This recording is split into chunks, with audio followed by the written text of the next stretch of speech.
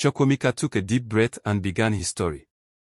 When my parents sent me to America for university, I thought I would die from the pain. Every night, I lay in my dorm room thinking about you. About your smile. About the way you used to draw pictures of me when you thought I was not looking. Adi smiled through her tears.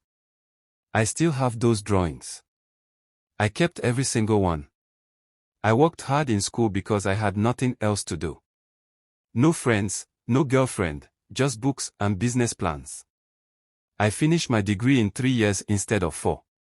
Then I came back to Lagos and joined my father's company. He thought sending me away had worked. He thought I had forgotten about you.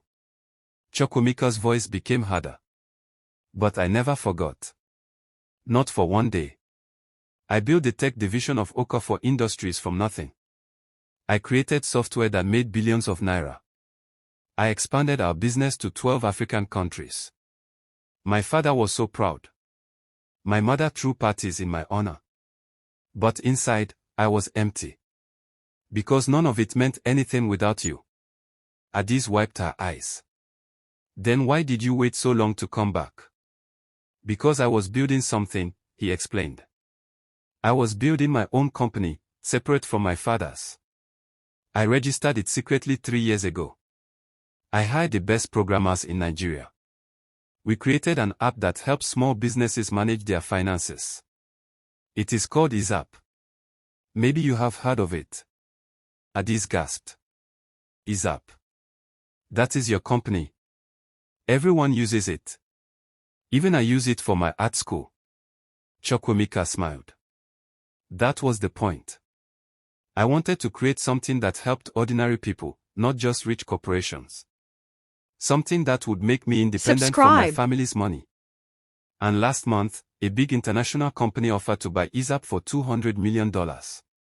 Adi's mouth fell open. 200 million.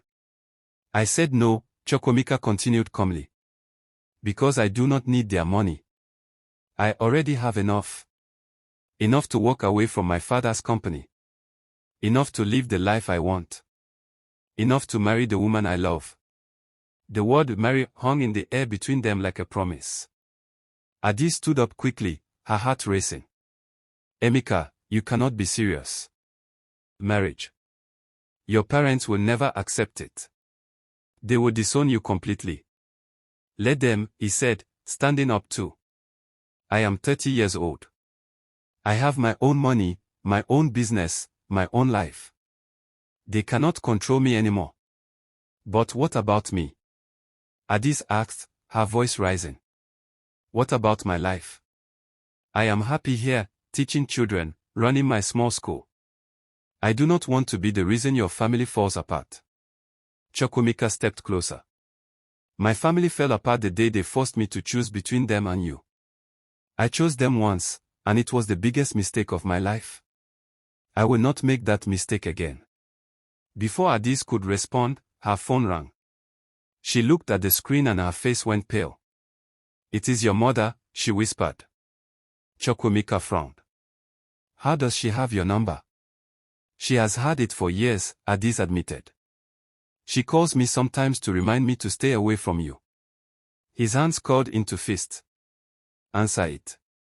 Put it on speaker. Adis pressed the button with shaking fingers. Chief Mrs. Okafor's voice filled the room, cold and sharp. So you came back to ruin my son's life again.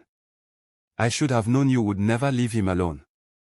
Mama, I did not ask him to come after me, Adis said quietly. He came on his own. Of course he did, because you put some kind of spell on him. You village girl with your cheap dresses and your poverty mentality. You think you can trap my son with your fake tears and your enough.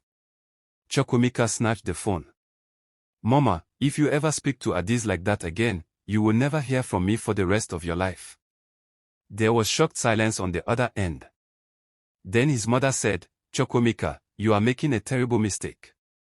That girl will destroy everything we have built. No, Mama, he said firmly.